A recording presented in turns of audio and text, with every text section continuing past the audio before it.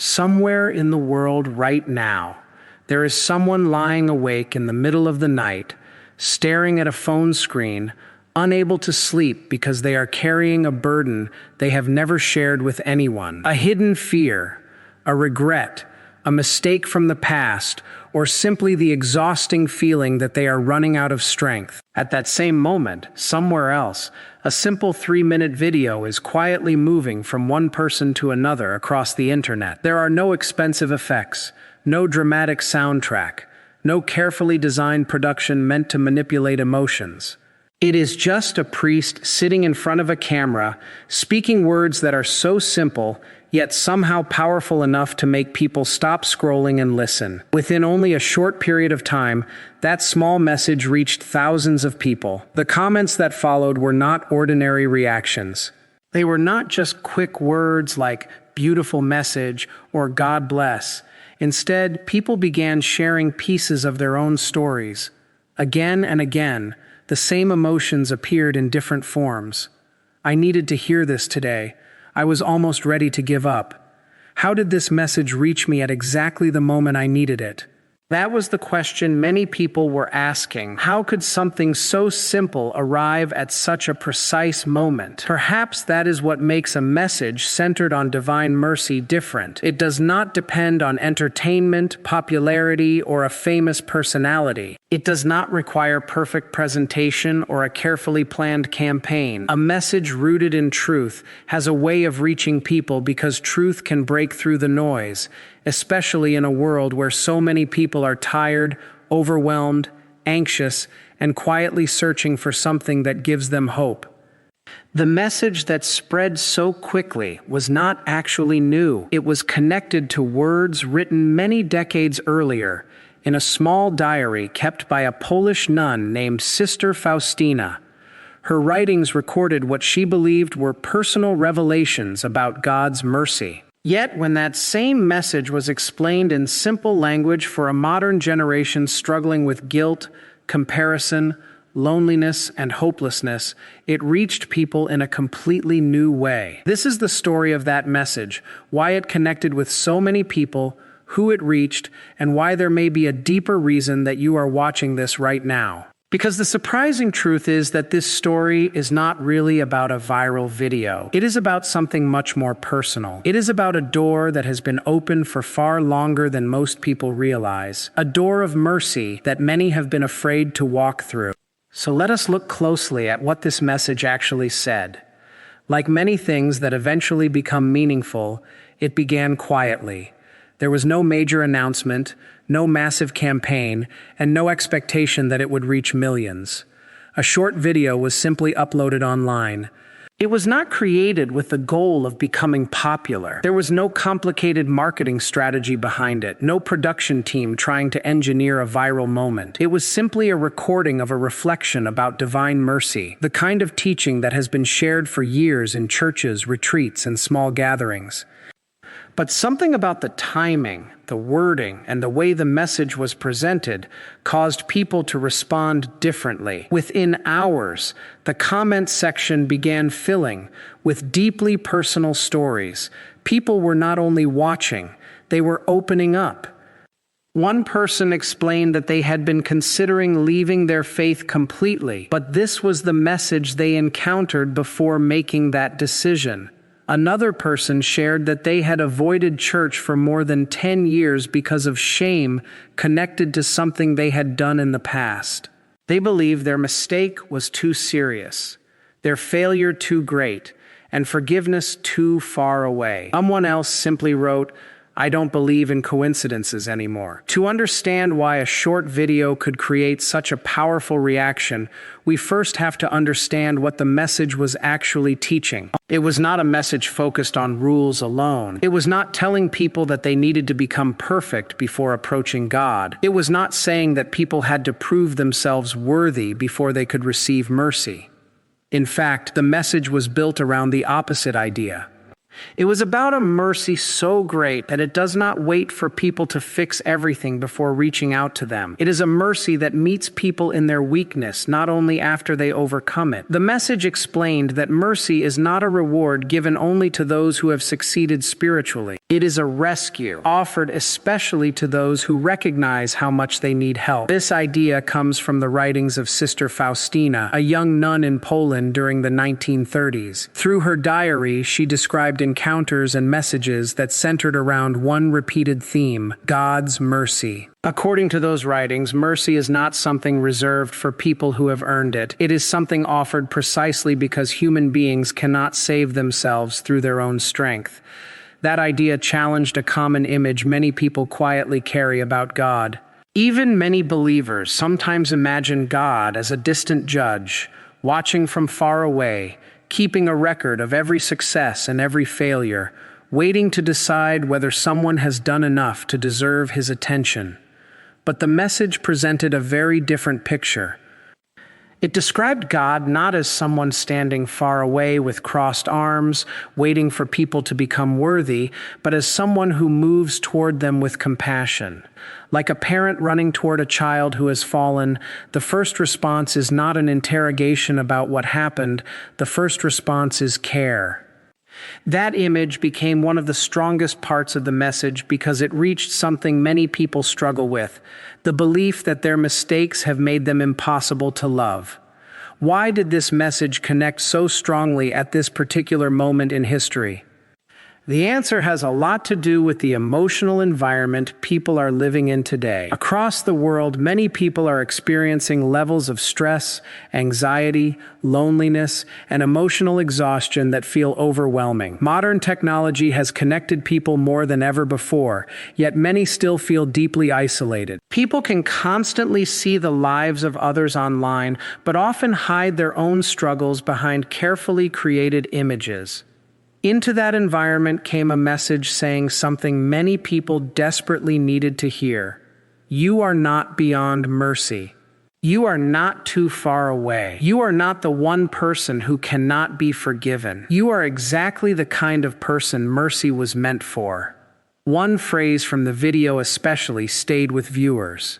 It was the idea that no matter how many times someone falls, no matter how long they have been away, and no matter what they believe makes them impossible to forgive, the response from heaven is not rejection but welcome, not "where have you been?" but "welcome back." For many viewers, this challenged the way they had understood faith for years.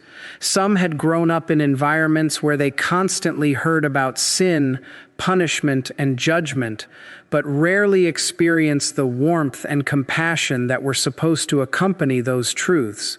They knew that God was described as loving, but emotionally they carried an image of someone who was always disappointed in them. The message did not deny the seriousness of sin. It did not suggest that mistakes do not matter. Instead, it separated two things that people often confuse: the seriousness of the wound and the willingness of the healer. A doctor who takes an illness seriously does not abandon the patient. The greater the illness, the more urgently treatment is needed. In the same way, mercy does not ignore brokenness. It moves toward it. And that change in perspective transformed the entire emotional weight of the message. Instead of allowing guilt to push people further away, it showed that recognizing weakness can actually become the beginning of returning home. Because shame tells people to hide, mercy tells them to come forward. And for thousands of viewers, that difference changed everything. Something remarkable began happening. People who had never considered themselves the audience for religious content were suddenly stopping, listening, and responding. The reason was not because the video was presenting a complicated theological argument or introducing some completely new idea. Instead, it was touching a wound that many people carry silently: the belief that they are somehow the exception, the one person who has gone too far, failed too deeply, or waited too long to return. By the following morning, the video had moved far beyond its original audience. People were sharing it across different platforms, translating parts of it into their own languages, creating shorter clips, and sending it privately to family members and friends. A simple recording that was never designed to become popular had transformed into something many viewers described as a source of comfort during one of the most difficult moments of their lives. But behind that message was a story that began decades earlier, long before social media existed. There was no algorithm predicting its success, no digital strategy behind its reach. Instead, there was a small, ordinary notebook filled with handwritten pages from a young woman whose life, by human standards, appeared completely insignificant. Her name was Sister Faustina.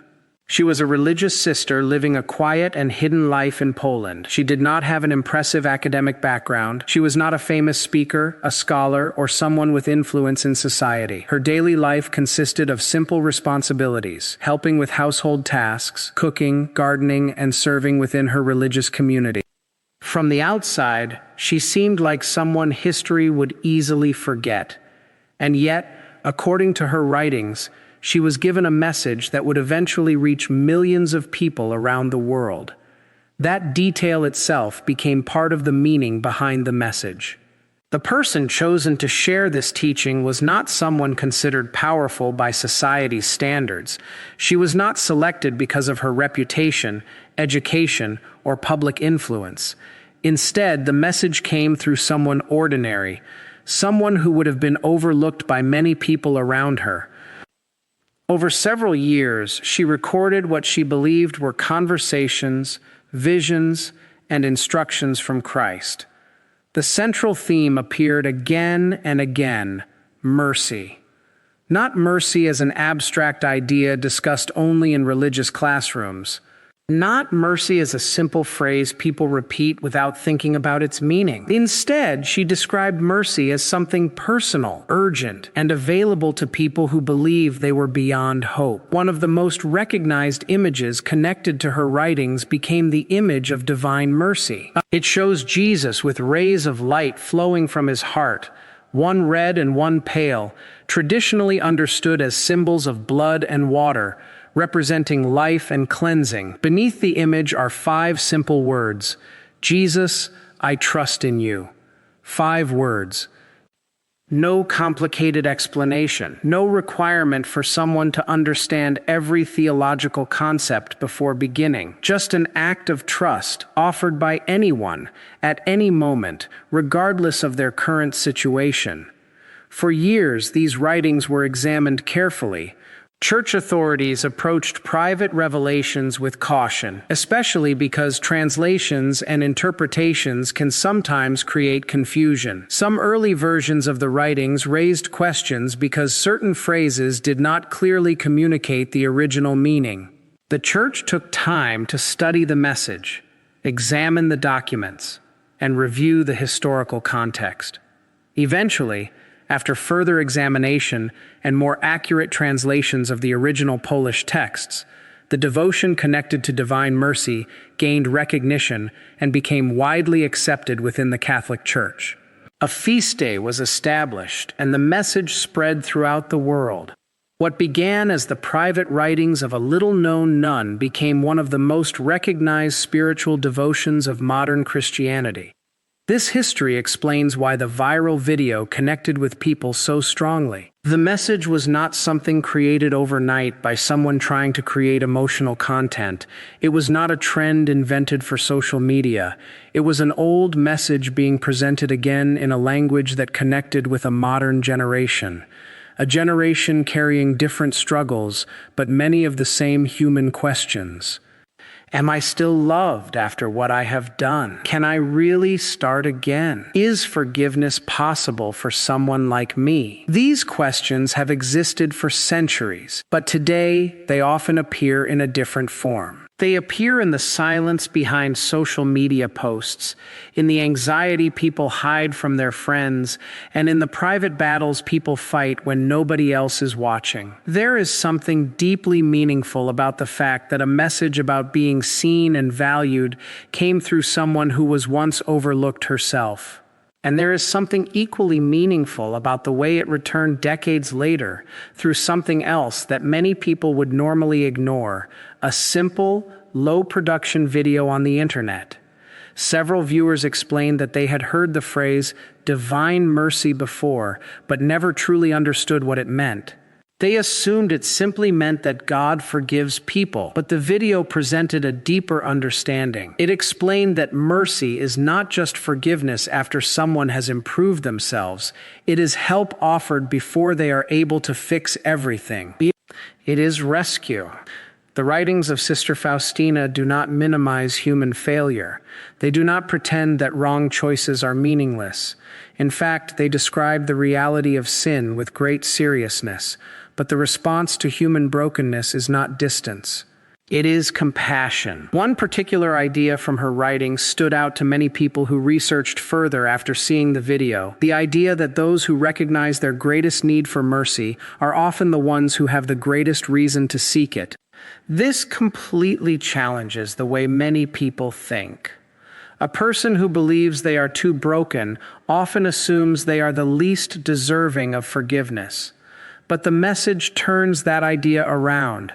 The very fact that someone recognizes their weakness is not a reason to run away. It can become the reason they finally turn back. For someone who has spent years believing they are the one person God cannot forgive, this message feels personal. It does not offer a vague statement like, "Everyone makes mistakes." It addresses the specific fear that keeps many people trapped. What if my mistake is different? What if my failure is worse? What if I crossed a line that cannot be crossed? The answer from this message is clear. Mercy is not limited by the size of the wound.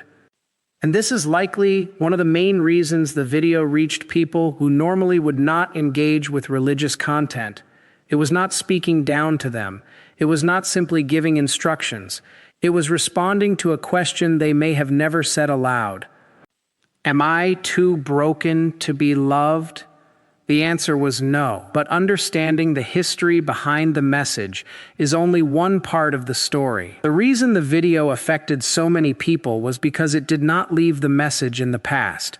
It brought an old teaching directly into modern struggles.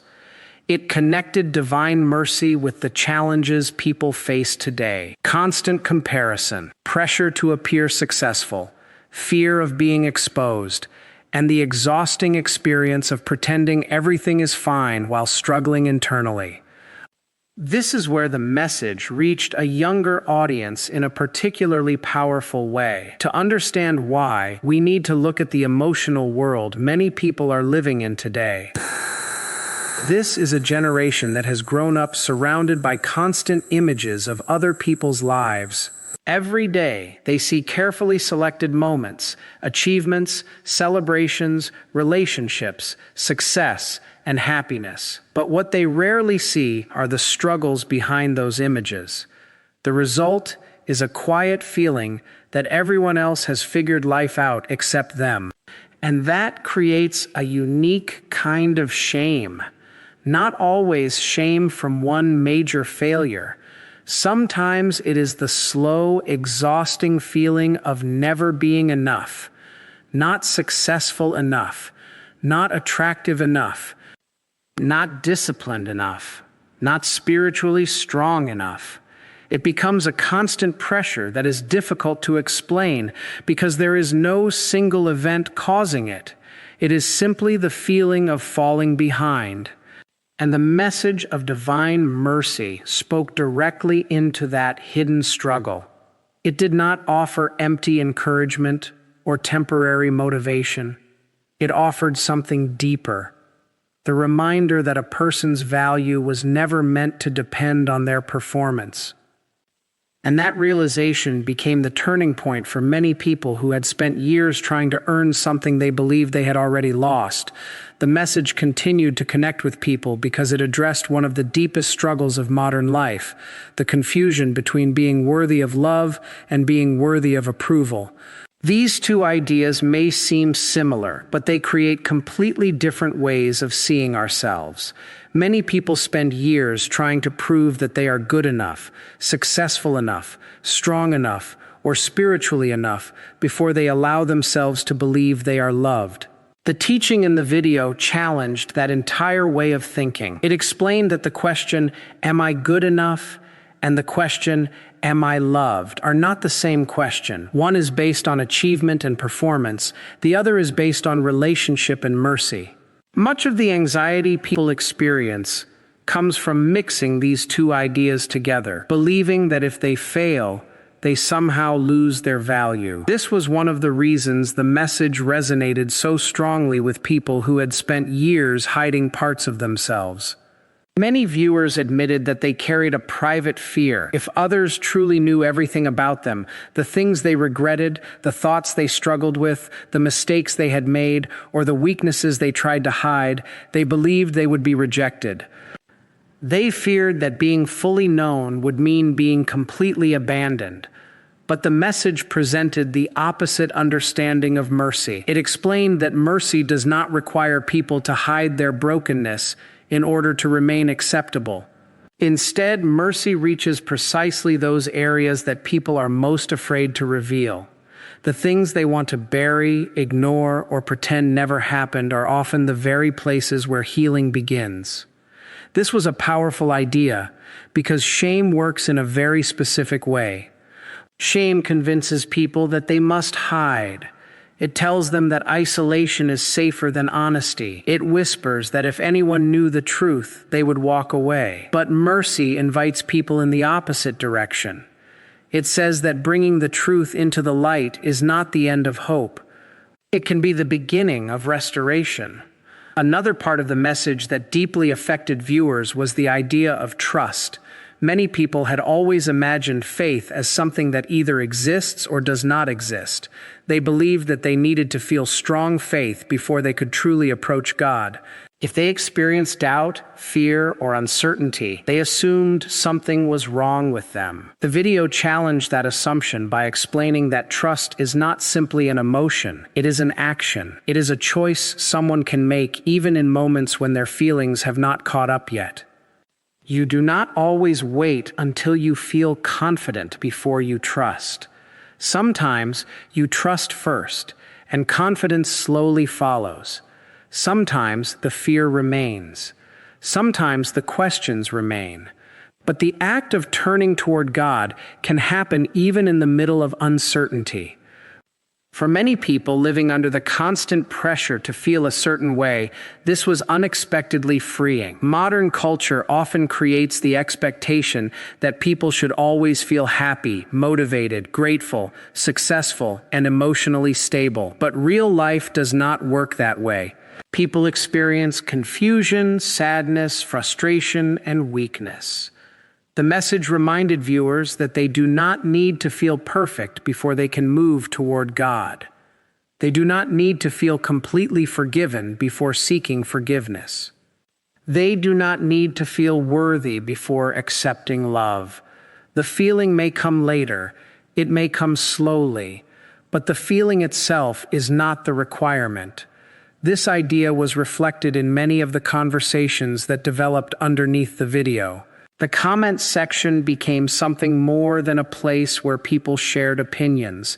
It became a space where strangers began encouraging one another. People who had never spoken openly about their struggles started sharing their experiences. Others responded with compassion instead of criticism. In a small but meaningful way, the comment section became an example of the very message being discussed. People were offering mercy to one another. They were responding to vulnerability with kindness. They were showing that honesty does not always lead to rejection. This was especially significant for younger viewers who expressed frustration and disappointment with religious institutions. Many explained that they were not necessarily rejecting God, but they had become disconnected from certain religious environments because they felt judged rather than welcomed. Some mentioned experiences with hypocrisy, scandals, or situations where they felt that people focused more on condemnation than compassion. Because of those experiences, they became skeptical of organized religion. But what drew them toward this message was that it did not feel like a defense of an institution. It felt personal. It was not primarily about explaining an organization. It was about describing a relationship with a God who does not stand far away waiting for people to become perfect, but instead moves toward people in their weakness. That distinction mattered. For many people who had one foot outside of faith, the message created a possibility they had not considered before. Maybe they were not rejecting God. Maybe they were rejecting an image of God that was incomplete. Maybe the problem was not that they had lost faith completely. Maybe they had simply become exhausted by a version of faith built around fear and performance. When the message of mercy replaced that distorted picture with something more compassionate, many people experienced a shift. Not everyone had the same reaction. Not everyone immediately changed their lives. But enough people felt something meaningful that a simple video began being described as life-changing. However, this raised an important question. What happens after the emotional impact fades? A powerful message can bring temporary relief, but relief alone does not always create lasting change. Feelings can disappear, old habits can return, doubts can come back. The video understood this reality. It did not stop at saying, "You are loved." It moved toward a practical response, because mercy is not only something to understand, it is something to receive. And that became the next major part of the message. The first part was about removing fear. The second part was about learning how to respond. The turning point focused on one simple phrase connected to the devotion of divine mercy. Jesus, I trust in you. The video explained that these words are not a magical formula. They are not a shortcut that removes every problem instantly. Instead, they represent a decision to place trust in God even when life feels uncertain. For many viewers, this was the moment where the message became practical. They did not need to have every question answered. They did not need to completely understand everything. They did not need to transform their entire life overnight. They simply needed to begin with a small act of trust. For people who felt spiritually exhausted, this was important because they had spent years believing they needed to fix themselves before approaching God. They thought they had to become better first and return later. But the message reversed that idea. Return first. Trust first. Healing begins from there. Several people described trying this simple prayer on the same night they watched the video. They did not approach it expecting a dramatic miracle. Many admitted they were simply desperate. They had tried many other ways to carry their burdens and were willing to try one more thing. What they described afterward was not always a dramatic experience. There were no sudden changes in circumstances. There were no instant solutions to every problem.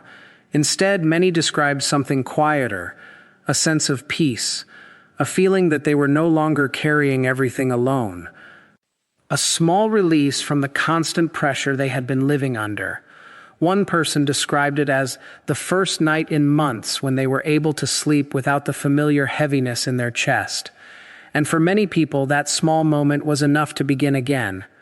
The message also addressed another common struggle, the fear of being dishonest with God. Many viewers admitted that saying, "Jesus, I trust in you," felt difficult because they did not feel like they truly trusted. They wondered if saying those words without complete confidence was meaningless.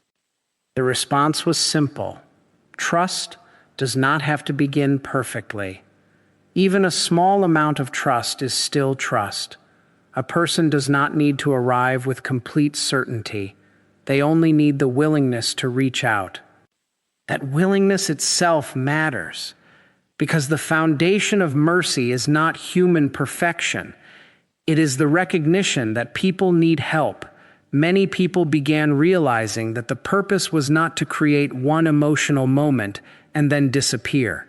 The deeper meaning was about creating a habit of returning to trust again and again. The video explained that faith is not built on one powerful experience that permanently removes every fear, doubt, or struggle. Instead, it is built through repeated moments of turning back toward God, especially during the times when people feel the weakest. This was one of the reasons the message felt different from many other forms of encouragement people encounter online. It did not promise that life would suddenly become easy. It did not suggest that one prayer would erase every problem forever. Instead, it acknowledged something very human. Old fears return, old habits return, and moments of uncertainty come back. But returning to trust is always possible. The message connected this idea with traditional practices associated with divine mercy, including setting aside time for reflection and prayer. It spoke about the importance of creating a regular moment to remember God's mercy, especially during difficult seasons when people naturally begin to fall back into fear and self-condemnation. For many viewers, this honesty was important. They had experienced enough disappointment from promises that sounded too simple. They knew life did not change overnight. They knew anxiety could return the next morning. They knew old wounds could reopen. So instead of presenting faith as a single dramatic transformation, the message presented it as a journey, a repeated return. A person falls, then returns. A person struggles, then returns. A person doubts, then returns. The door remains open every time. This was a major shift for many people who had spent years trapped in a cycle of trying to improve themselves through their own strength. They would make promises to change, fail to keep them, feel ashamed, and then become even more discouraged. Eventually, many reached a point where they stopped trying because every failure seemed like proof that they were hopeless. The message offered a different approach. It suggested that the answer was not simply trying harder to become worthy. The answer was learning to trust the mercy that was already being offered. This does not mean that personal growth, responsibility, or change are unimportant. The message did not remove the need for transformation. Instead, it changed the foundation. A person does not change because they are trying to earn love. They change because they have already encountered love. That difference completely changes motivation. Fear says, become better so that you can finally be accepted. Mercy says, you are loved, therefore you can begin the process of becoming better. For many viewers, this was the first time they had understood faith in that way. As the video continued reaching more people, the comments revealed another interesting pattern. The stories were different, but they shared a similar structure. People from completely different backgrounds were describing the same internal struggle. One group consisted of people who had been separated from religious practice for years. Some had walked away slowly because life became busy. Others had experienced painful situations connected to religion. Some carried disappointment because of personal tragedies they felt God had allowed. Others simply drifted away over time without even realizing how far they had moved. But their return was often not dramatic. They did not describe sudden emotional experiences or overwhelming moments of certainty. Instead, many described small steps. Walking into a church building after years away, sitting quietly in the back, allowing themselves to simply be present, not feeling pressured to immediately have all the answers, not trying to pretend they had everything figured out, just showing up. For them, that small decision was significant because it represented something they thought they had lost forever. The possibility of coming back. Another group of viewers connected with the message because they were carrying specific regrets. They were not simply dealing with general feelings of inadequacy. They were thinking about real choices they had made. Some mentioned broken relationships. Others mentioned addictions, personal failures, or decisions that had hurt people they loved. Many believed those mistakes had permanently changed who they were. They thought forgiveness might exist for other people, but not for them. This was where the message about mercy reaching the greatest sinners became especially meaningful. The idea that someone's greatest weakness does not make them less worthy of mercy, but reveals their need for it, challenged the way many people had been thinking. For years, they had viewed their mistakes as walls separating them from God. The message presented them as places where healing could begin. Several viewers explained that this was the reason they finally reached out to a priest, returned to confession, or reopened a conversation with faith after years of avoiding it. Not because they suddenly believed they had become worthy, but because they began believing that worthiness was never the requirement. Another group of people connected with the message for a different reason. They were not carrying one major failure or one dramatic event. Their struggle was quieter. They simply felt tired. They felt like disappointments. They constantly criticized themselves. They carried an ongoing sense that they were never doing enough, even when there was no obvious reason to feel that way. For these people, the message worked differently. It was not about escaping one specific crisis. It was about changing the way they viewed themselves every single day. Some viewers printed the phrase, "Jesus, I trust in you," and placed it somewhere visible. Not because they believed the words were a magical solution, but because they needed a reminder. They needed something that interrupted the constant negative thoughts running through their minds. A simple sentence became a way to challenge years of self-criticism. However, there was also something important about the honesty found in the comments. Not everyone claimed that everything changed immediately. Some people admitted that the peace they felt after watching the video eventually faded. Some said their anxiety returned. Some said they were still struggling and unsure what exactly had changed. But even those comments revealed something important. The message was never about creating a temporary emotional high. It was about creating a practice, a way of returning, a way of remembering mercy when fear comes back. And that may be one of the most realistic parts of the entire teaching, because human beings often expect change to happen in a straight line. We imagine progress as constant improvement without setbacks. But real transformation rarely works that way. People move forward. Then they struggle. Then they return. Then they begin again. The spiritual life, according to this message, is not about climbing a perfect staircase where one mistake sends you back to the beginning. It is about knowing that the door remains open, no matter how many times someone needs to walk through it.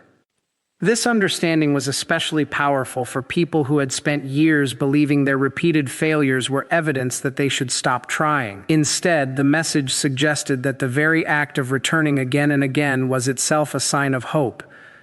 And as the conversation around the video grew, something else began happening. The message moved beyond individual viewers. People began sharing it with others. A brother going through a difficult season, a friend who had lost faith, a family member carrying a hidden burden. The message traveled because people recognized something familiar in it. They knew what it felt like to carry something heavy. And when they discovered a message that gave them hope, their instinct was to pass that hope forward. That is where the story moved beyond a viral video. Because algorithms can measure views, shares, and engagement, but they cannot measure the moment someone decides to begin again. They cannot measure the person who quietly returns to prayer.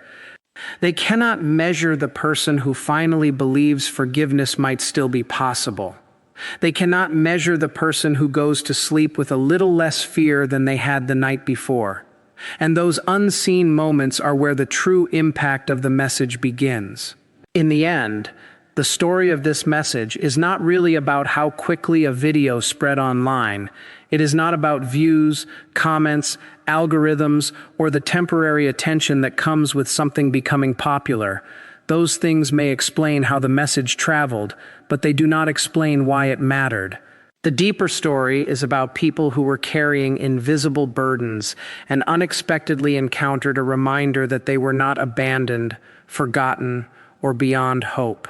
The most meaningful part of the entire journey was not the moment the video became popular, it was what happened afterward, in quiet moments that nobody else could see. It was the person who finally admitted they needed help, the person who returned to prayer after years of silence, the person who reached out for forgiveness, the person who decided that their past mistakes would not be the final chapter of their life. That is something an algorithm can never fully capture. Because the value of a message is not only measured by how many people watch it, it is measured by what happens inside the hearts of those who receive it. Throughout the comments and conversations that followed